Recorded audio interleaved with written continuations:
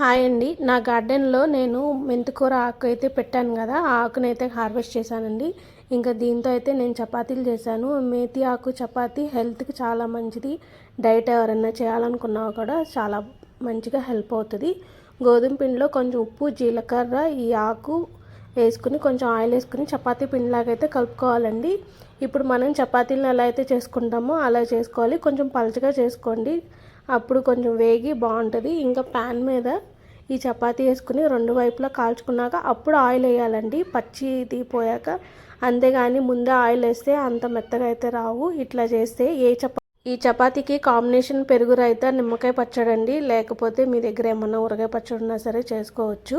So ఆ చపాతీల్లోకి అయితే నేనైతే నిమ్మకాయ పచ్చడి ఉందని నిమ్మకాయ పచ్చడి వేసానండి. దాంట్లోకి పెరుగు ఇలా సలాడ్లా చేసుకోవచ్చు. లేకపోతే ఉత్తి పెరుగు చాట్ మసాలా వేసుకుని కూడా చేసుకోవచ్చు. చాలా బాగుంటుందండి. టేస్ట్ చేసి ఎలా ఉందో చెప్పండి. బాయ్.